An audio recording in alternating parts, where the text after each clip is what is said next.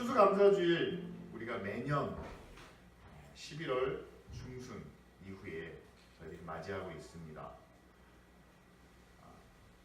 이때마다 우리가 함께 생각하는 것은 올 한 해 동안 한 해를 이렇게 잘 마무리하는 가운데 우리가 한 해 동안 하나님께 받은 은혜가 뭔지, 하나님께서 과연 우리에게 어떤 복을 주셨는지 그것을 함께 생각하고 그것을 감사하고 그것을 기억하는 그런 기회를 갖죠. 근데 여러분, 한 해 동안 우리에게 좋은 일이 또 우리에게 기쁜 일이 많았다면 감사의 제목을 찾는 것이 그렇게 어렵진 않을 겁니다. 그런데 다 아시는 것처럼 올해는 물론 좋은 일이 있는 그런 가정도 있고 또 기뻐할 일이 많았던 그런 분들도 계시지만 나라도 그렇고 사회적으로도 그렇고 좀 어려운 일이 많았습니다. 그리고 경제적인 불경기가 굉장히 오랫동안 지속되는 그런 상황 속에 있습니다. 그래서 올해 추수감사절에 우리가 함께 하나님께서 우리에게 주신 은혜를 한번 생각해 봅시다. 우리 한번 감사의 제목을 한번 나눠봅시다 하면 좀 생각을 깊이 하셔야만 됩니다. 올해 감사한 일이 뭐가 있을까? 올해 내가 하나님께, 우리 가족이 하나님께 받은 복이 뭘까? 바로 떠오르지 않고 좀 깊이 생각해야 하는. 또 어떤 분들에게는 감사의 제목을 한번 적어보십시오. 10가지만 적어보십시오. 그러면 마치 억지로 감사한 일을 이렇게 만들어야 되는, 짜내야 되는 그런 모습이 보일 수 있다는 사실이죠. 그래서 올해는 제가 여러분들과 함께 말씀을 나누면서 감사의 제목을 우리가 만들어가는 것이 아니라 뭔가 새롭게 하나 더 이렇게 꾸며내는 것이 아니라 사람이라면, 그리고 우리가 이 세상에 살고 있다면 누구나 감사해야만 하는, 누구나 감사할 수밖에 없는 그 제목을 우리가 함께 나누려고 합니다. 여러분, 우리가 누구나 감사할 수 있는 것은요, 내가 있다는 것 자체가 감사한 일이죠. 내가 없으면 감사가 없습니다. 그리고 내가 살아있는 것이 감사한 일이죠. 만약에 오늘 이 순간 내 생명이 다한다면 사실 그것도 감사한 거지만, 그러나 생명이 다한 이후에는 우리가 감사할 수 없습니다. 그렇기 때문에 내가 있다는 내 존재에 대한, 그리고 내가 살아있다는 생명에 대한 그런 감사가 있죠. 그런데 내가 살아있다고, 내가 존재한다고 하는 것은, 죄송합니다, 조금 이렇게 좀 내용이 좀 딱딱한데, 내가 살아있고 존재하는 것은 세상이 있기 때문에, 환경이 있기 때문에, 살아갈 만한 환경이 주어졌기 때문에 우리가 살아갈 수 있습니다. 그래서 여러분, 세상이 있고 또 그 가운데 내가 있고 나와 함께하는 사람들이 있고, 그 다음에 오늘 내가 살아갈 시간이 있기 때문에 감사한 거겠죠. 그런데 여기서 중요한 부분이 있습니다. 여러분, 세상이 있고 내 주변 상황이 있고 또 그 안에 내가 살아있다는 것, 이게 여러분 성경에서 창세기에서 말하는 바와 같이 하나님께서 천지를, 다시 말하면 하늘과 땅과 모든 세상을 창조하시고 그 다음에 그 안에 사람을, 우리 인간을 하나님의 형상대로 지으시고 또한 그곳에 우리를 살게 하셨다는 거죠. 결국 하나님이 만드신 세상, 특별히 하나님의 형상대로, 하나님의 모습대로 지어주신, 만들어주신 우리, 그리고 우리로 하여금 그곳에 살게 하신 그런 하나님의 계획이 있었다는 사실입니다. 그래서 가장 기본적인 감사의 제목은요, 하나님이 이 세상을 창조해 주셔서 정말 감사합니다. 또 그 가운데 하나님의 모습대로, 하나님을 닮은 모습으로 우리를, 인간을 창조해 주셔서 감사하고, 또한 그곳에 우리를 살게 해 주셔서 감사합니다. 근데 성경을 잘 읽어보시면요, 하나님께서 만드신 것 가운데 하나님의 뜻이, 하나님의 계획이 없는 것은 하나도 없습니다. 다시 말하면 특별히 우리 인간은요, 하나님의 형상대로 지으심을 받았다라고 했을 때는 거기엔 아주 특별한, 스페셜한 그런 계획과 또한 의미가 있습니다. 여러분 잘 아시는 것처럼 우리가 자녀를 낳으면요, 자녀가 어느 누구보다도 예쁘고 귀하고 또 값지게 보입니다.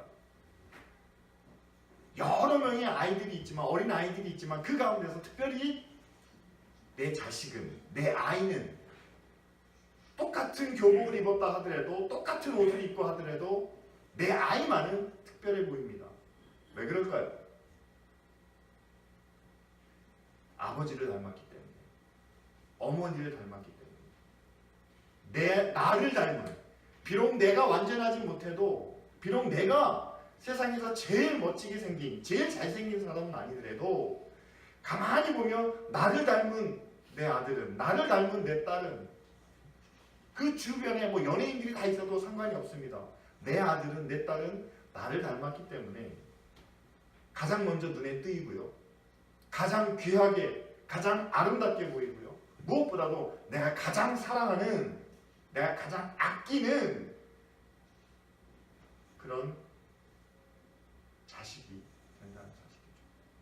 하나님이 우리를 하나님의 모습대로, 하나님의 형상대로 만드셨을 때는, 여러분 하나님의 형상대로 만들었기 때문에 세상 그 무엇보다도 우리를 더 귀하게, 더 값지게 여기실 것은 분명합니다. 하나님이 저 우주 끝에서 이 세상을 내려다보실 때 지구도 보일 테고 태양도 보일 테고 뭐 여러 행성들이 보일 겁니다. 그런데 그 여러 별, 여러 행성들 가운데서 지구만 유일하게 하나님의 관심과 하나님의 시선을 사로잡는 이유가 뭘까요? 지구가 뭐 모든 것보다 더 값진 모습을 갖고 있기 때문에 그렇습니까? 아니면 지구를 통해서 이 전 우주가 다 운행되기 때문에 그렇습니까? 그게 아니라는 거죠. 우주 모든 것 가운데 유일하게 하나님을 닮은 모습, 하나님의 형상을 가진 모습, 그것이 이 지구에 있는 우리 인간들에게 하나님의 닮은 모습이 있기 때문에 하나님은 그것을 귀하게 여기시고 그것을 값지게 여기신다는 사실이죠. 귀하고 값진 사람에게는, 대상에게는 항상 특별한 계획이 있다는 사실입니다. 여러분, 어린아이가 막 태어나면요, 그 부모는 그 아이를 향한 끝없는 사랑과 관심과 애정을 쏟아부으면서 이 아이를 위한 상상을 하게 됩니다. 처음에는 그냥 상상이에요. 이 아이가 자라면, 딸이라면 그렇게 말하겠죠. 예쁘게 자라서, 귀하게 자라서 뭐 학교도 다니고요, 공부도 하고요, 졸업을 하고 난 다음에는 또 귀한 좋은 뭐 직장을 갖는다든가 아니면 좋은 사람을 만나서 또 귀한 가정을 이루는. 제가 귀하다는 말을 계속 반복하는 이유는요, 대부분의 부모님들은 딸을 낳고 그 딸을 바라볼 때 이 아이가 나중에 공주처럼 자라기를, 공주처럼 대우받기를, 그런 상상을 하신다는 사실이죠. 처음에는 상상입니다. 그런데 이 아이가 점점 자라면서 그 한 과정을 거치면 거칠수록 이제는 그런 막연한 상상이 아니라 조금 더 구체적인 계획을 갖게 된다는 거죠. 여러분, 하나님이 우리를 향하여 갖고 계신 마음이 바로 그런 부모님의 마음과 같습니다. 하나님은 우리를 향해서 바라시는 게 있습니다. 우리를 위해서 기대하시는 게 있습니다. 또한 우리를 통해서 이루고 싶은 마음이 있습니다. 뭔가 하나님이 만드신 세상을 아름답게 하고 빛나게 하고 영광스럽게 하고자 하는 그런 마음이 있습니다. 그런 기대가 있습니다. 그런데 하나님은 단지 우리 인간처럼 상상으로만 그치는 것이 아니라 기대하신 것을, 바라시는 것을 실제로 하나의 계획으로, 플랜으로 만들어서 우리가 만일 그 하나님의 계획과 플랜에 순종한다면 그것을 하나씩 이루어가실 수 있는 그런 생각을, 그런 뜻을 갖고 계신 것이 바로 하나님이라는 거죠. 따라서 우리가 하나님께 감사해야 될 내용 두 가지를 우리가 함께 살펴보려고 합니다. 첫째는요, 하나님이 우리를 만드셨다는 거예요. 만드실 뿐만 아니라 지금도 우리를 다스리시는, 우리의 주인이 되신다는 겁니다. 하나님이 우리의 주인 되신 것이 감사한 일이고, 또 특별히 우리는 하나님의 형상대로 만드셨기 때문에 하나님의 특별한 계획이 있다는 사실입니다. 우리를 향한 하나님의 특별한 계획, 우리가 순종한다면, 우리가 믿음으로 하나님을 의지한다면 하나님의 선하시고 의로우신 뜻에 따라서 하나씩 만들어갈 수 있는, 하나씩 이루어갈 수 있는 그런 계획. 근데 여러분 한번 생각해 봅시다. 여러분, 하나님이 우리의 주인이시라는 게 얼마나 감사하냐면요, 하나님의 속성은 변함이 없으십니다. 그러니까 하나님은 선하세요. 하나님은 의로우세요. 그리고 하나님은 성실하신 분입니다. 우리가 믿을 수 있는, 의지할 수 있는 그런 분입니다. 만일 하나님께서 이 세상의 주인이 아니라 만약에 다른 어떤 그리스 신화에 나오는 그런 신, 제우스 신이나 아폴론 신이나 그런 다른 신이 세상의 주인이었다고 한번 생각해 보십시오. 그리스 신화에서 나오는 신은요, 사람처럼 변덕도 부립니다. 시기도 합니다. 질투도 합니다. 뭔가 정함이 없어요. 이랬다 저랬다 왔다 갔다 한다는 사실이에요. 그런데 만일 여러분, 우리가 살아가는 이 세상이 일정한 질서와 조화와 균형을 이루지 못하고 어떨 때는 햇빛이 쨍쨍 30일 동안 내렸다가 어쩔 때는 30일 동안 비가 오다가, 여러분 이렇게 오락가락하는 신에 의해서 이 세상이, 이 우주가 운행이 된다면 여러분 우리가 어떻게 살 수 있을까요? 한번 생각해 봤습니다. 전지전능하신 그런 신인데 변덕이 줄긋듯한 신은 있다면, 다시 말하면 모든 것을 다 할 수 있는데 사람이 왔다 갔다, 이 신이 왔다 갔다 하는 거예요.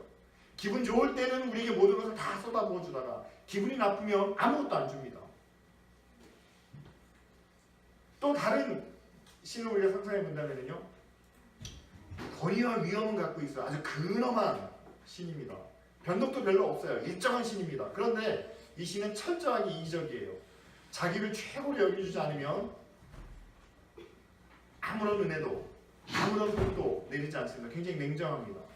그렇다면 여러분 어떻게, 그 신 앞에서 우리는 어떻게 될까요? 항상 그 신만 생각하는, 다른 것을 전혀 생각할 수 없는.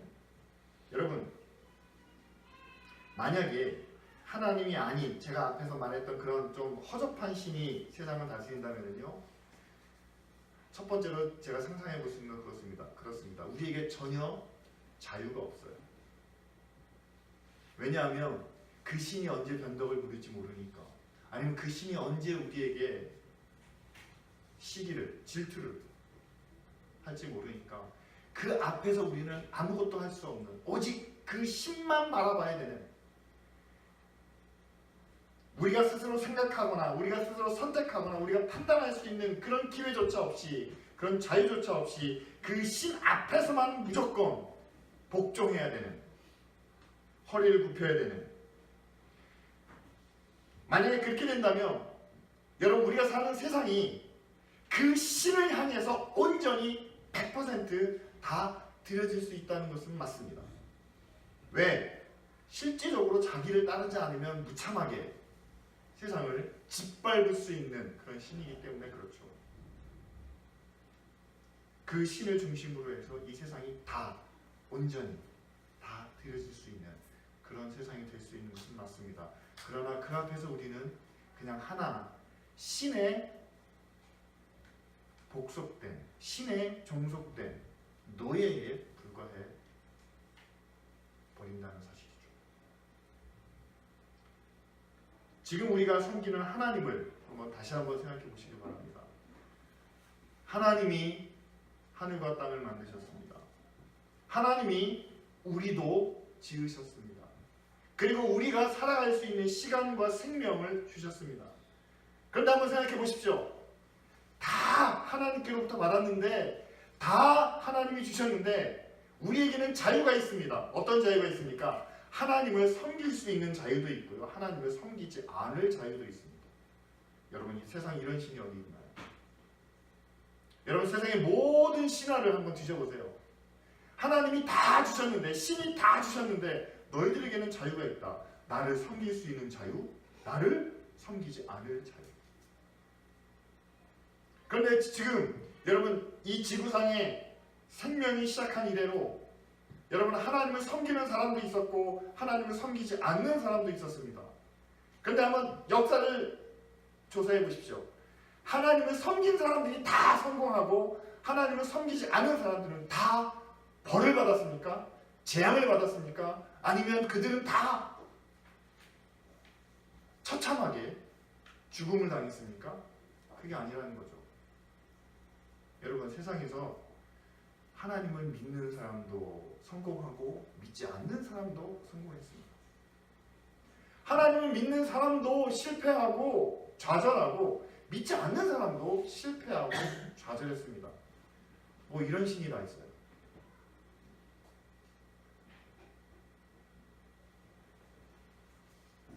여러분,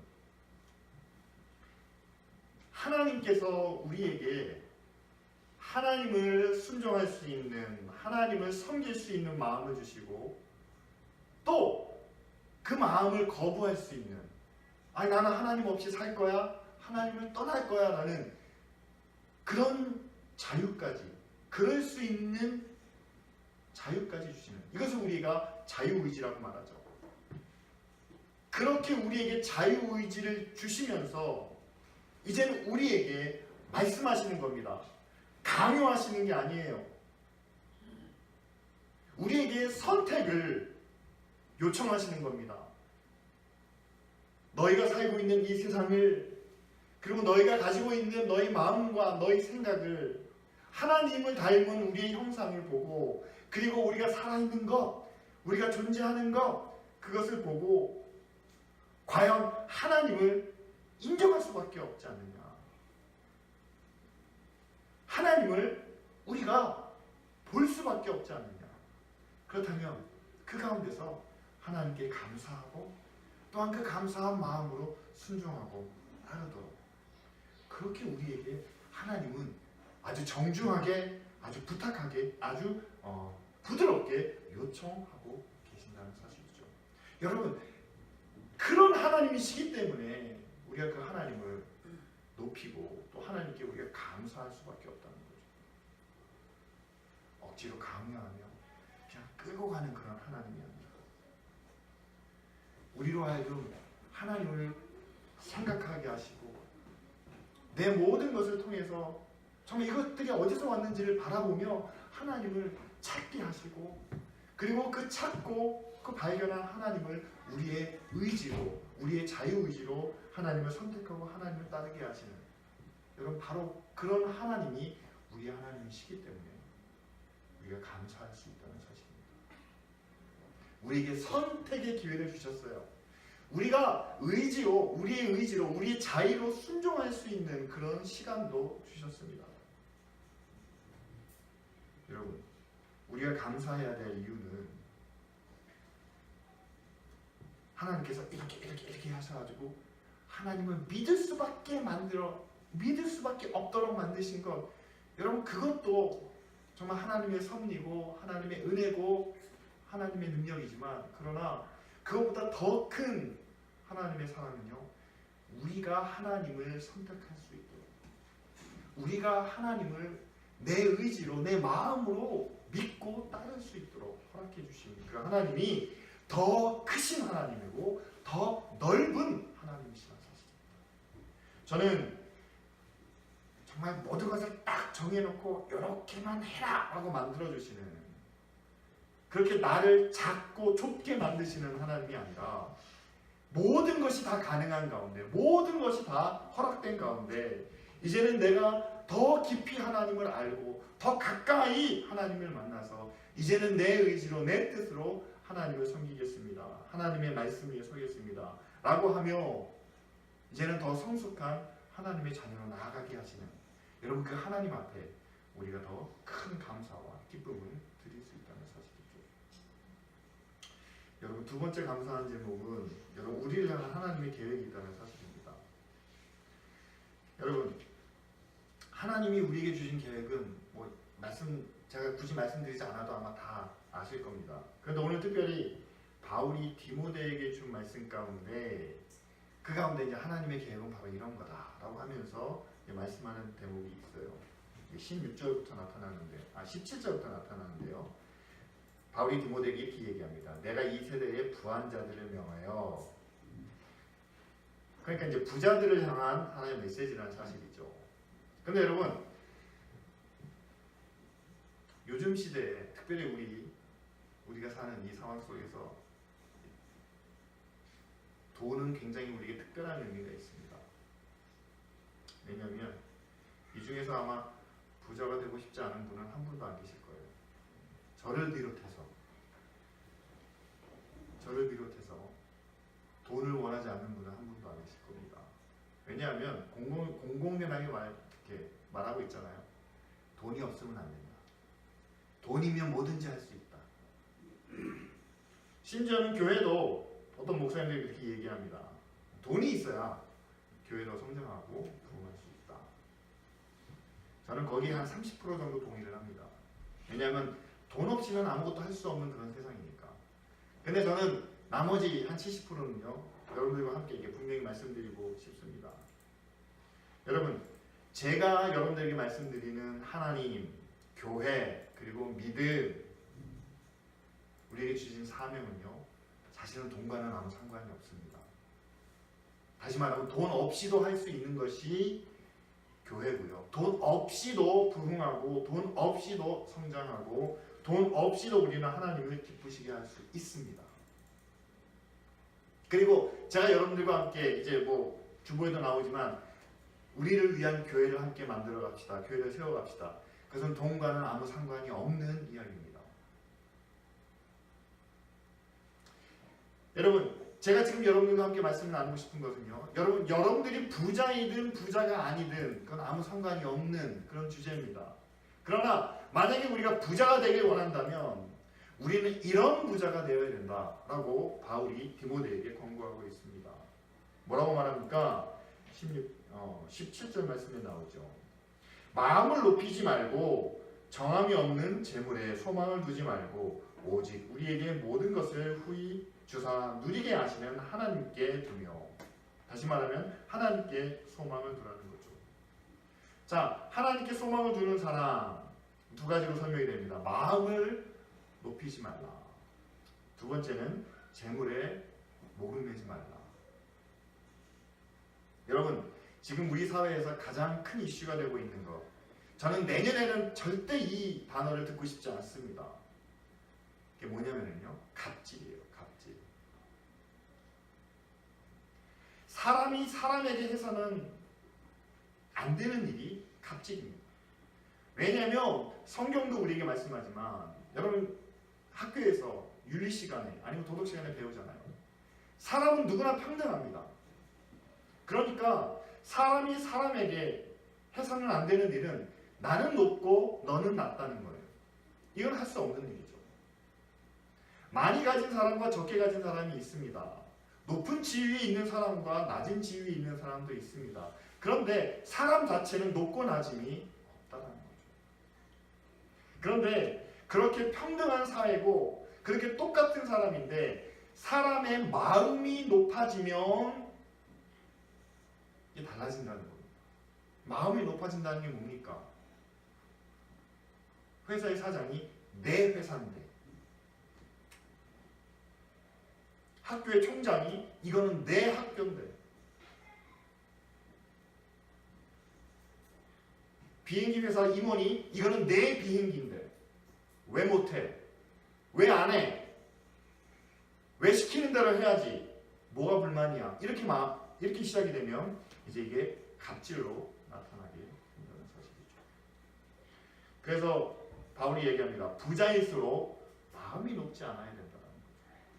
여러분, 부자라고 하면 우리는 부자에 대한 사실 선입견과 편견이 있습니다. 뭔가 잘난 체 하겠지, 뭔가 가진 티를 내겠지 라는 그런 부정적인 마음이 우리에게 있다는 거예요. 그래서 더 신중하게, 더 조심스럽게 부자일수록 마음을 높이지 말아라 라고 이렇게 권고하고 있죠. 두 번째는 재물에 소망을 두지 말고 하나님께 두라고 얘기합니다. 여러분, 재물에 목매지 말라는 거죠. 돈에 목을 매지 말라는 겁니다. 그런데 여러분, 돈에 목을 매는 것과 돈을 위해서 열심히 사는 것과는 다르죠. 왜냐하면 성경에서는 돈에 소망을 두지 말고 하나님께 소망을 두라고 얘기합니다. 그럼 그 말은 이렇게 되는 거예요. 여러분, 소망이 하나님께 있으면은요, 하나님께 소망을 두고 우리가 해야 될 일들이 있습니다. 그 뒤에 나오는 거잖아요. 선한 일도 해야 되고 선한 사업도 해야 되고. 그런데 그렇게 선한 일과 선한 사업은 돈이 있어야 되는 거예요. 그러니까 열심히 일해서 돈을 벌어야 됩니다. 돈 벌기 위해서 시간도 노력도 모든 것을 다 투자해야만 됩니다. 돈을 벌어야 돼요. 그럼 똑같은 사실이에요. 누구나 다 해당되는 말입니다. 그런데 열심히 일해서 돈을 벌어야 되는데 열심히 일해서 돈을 버는 것으로만 끝나면 안 된다는 거죠. 열심히 일해서 돈을 벌었으니까 자, 우리 한번 잘 써자, 잘 쓰자, 잘 누리자. 그러면 그것은 돈이 목적인 모습이고, 돈을 열심히 벌었는데 열심히 수고를 했는데, 그런데 우리의 마음이 그 돈에 있는 게 아니라 그것을 통해서 우리가 소망하고 있는 것, 다시 말하면 그 돈을 통해서 내가 추구하는, 내가 목표하는 의미 있는 일, 가치 있는 일, 바울은 선한 행위와 선한 사업과 그 다음에 나누어 주기를 좋아하고 너그러운 자가 됩니다. 나누고 너그러움을 나타낼 수 있는 바로 그런 일을 우리의 목적으로, 또한 돈을 통해서 이룰 수 있는 그런 사업으로 여기라 라고 이렇게 말하고 있습니다. 따라서 여러분, 젊은이들이 열심히 돈을 벌겠습니다. 정말 이를 악물고 성공해서 돈을 많이 벌겠습니다. 여러분, 그것은 잘못된 생각은 아니에요. 그게 나쁜 것은 아닙니다. 그런데 열심히 일해서 정말 이를 악물고 성공해서 돈을 벌었는데 그 뒤에 따르는 소망이 없다면, 그 뒤에 따라오는 그 돈을 어떻게 사용할 건지에 대한 계획이 없다면 그냥 그 돈 자체가 목표가 되어버릴 수 있다는 사실이죠. 여러분, 재물에 소망을 두지 말고 하나님께 소망을 두라는 것은요, 열심히 수고해서 얻은 것으로 내가 사용할 수 있는, 내가 이룰 수 있는, 내가 뜻한 바를 마음으로 생각하고 그것을 목적으로 두라는 말씀이죠. 근데 여기서 한 가지 더, 여러분, 바울이 말한 것 가운데 우리가 유념해야 될 부분이 있습니다. 그것은 뭐냐면요, 19절 말씀이에요. 다 같이 한번 읽어보겠습니다. 이것이 장래에 자기를 위하여 좋은 터를 쌓아 참된 생명을 취하는 것입니다. 좋은 터를 쌓고 참된 생명을 취한다. 이것은 뭘 얘기하냐면요, 비유 가운데 여러분, 모래 위에 쌓은 집과 반석 위에 쌓은 집이 있습니다. 그럼 바울이 말하는 터는 바로 그 터예요. 모래 위에 터를 쌓지 말고 반석 위에 터를 쌓라는 거죠. 거기에 좋은 터를 쌓아야 된다. 이 좋은 터는 뭐와 연결이 됩니까? 반석 위에 세운 집은 무너져 버립니다. 마지막 때에. 그러니까 아무 결과가 없어요. 아무 공로가 없습니다. 좋은 터에 집을 지어야 그것이 마지막 때의 생명으로, 구원으로, 영생으로 이어져 버린다는 사실이죠. 다시 말하면 지금 바울은 궁극적으로 이렇게 이야기를 하는 겁니다.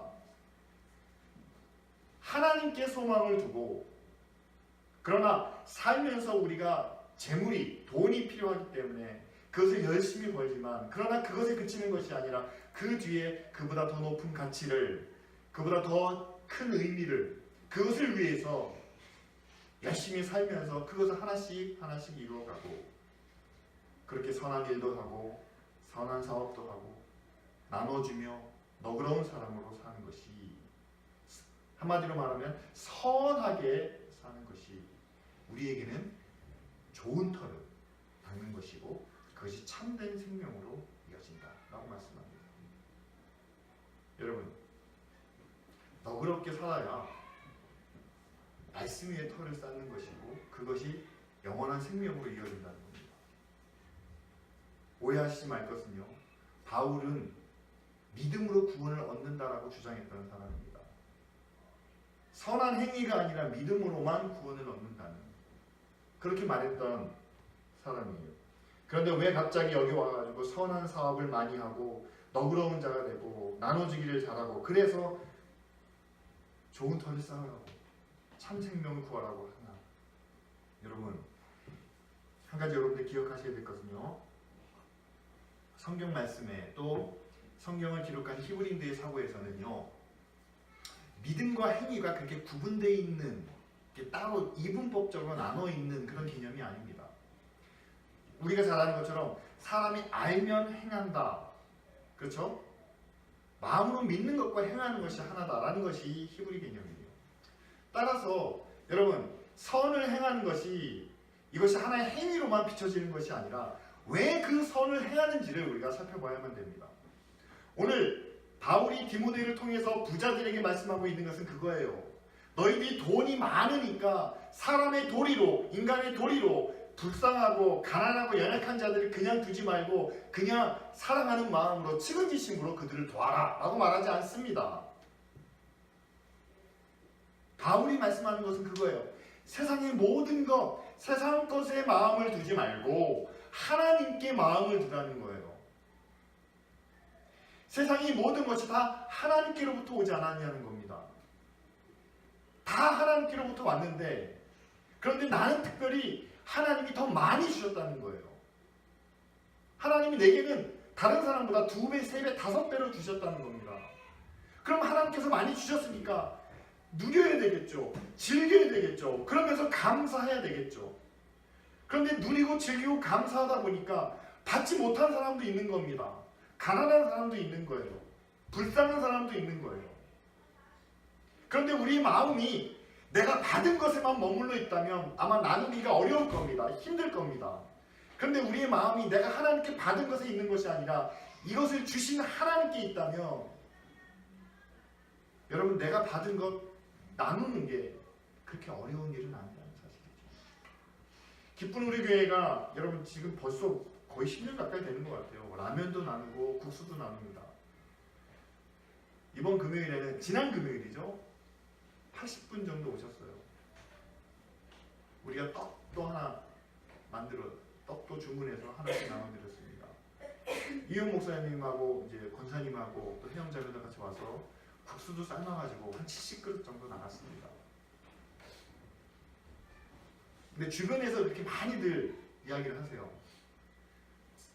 제가 페이스북에다 계속 올리니까 요번 봉사에는 80분이 오셨네요. 70분이 국수를 드시고 가셨습니다. 그러면 그렇구나. 그러다가 저한테 여쭤보는 분들이 있습니다. 아유, 몇 분이 나와서 봉사를 하세요? 그 다음에 교회에는 성도님은 얼마나 되세요? 저희 교회 라면 받으러 오는 분보다, 국수 먹고 가시는 분들보다 저희 교회 성도들이 더 적다고 얘기하면 깜짝 놀라십니다. 어떻게 하세요, 그걸? 그런데 그 뒤에는 약간 그런 뉘앙스가 있어요. 아니, 그렇게 작은 교회가 자기들이나 그냥 잘 먹고 하면서 교회나 부흥시키고 발전을 하지, 뭐 그렇게 남들한테, 오지도 않는 사람들한테, 그냥 한번 먹고 가는 사람들한테 뭐 그렇게 많은 정성을, 뭐 그렇게 많은 일들을 하고 있나라는 그런 뉘앙스가 그냥 제 뒤통수에 느껴집니다. 여러분, 만약에 저에게 이런 마음이 있다면 굉장히 힘듭니다. 뭐냐면요, 작은 교회잖아요. 또 얼마 되지 않는 그런 모임이니까. 여러분, 매주 여러분들이 드린 헌금이 정말 귀하다는 걸 압니다. 여러분들의 피와 같고, 여러분들의 땀과 같고, 여러분들의 눈물과 같다는 거예요. 그것을 모아서 교회를 운영을 하고 또 교회를 유지합니다. 그런데 그 가운데서 우리가 딱 떼어놓은 게 있잖아요.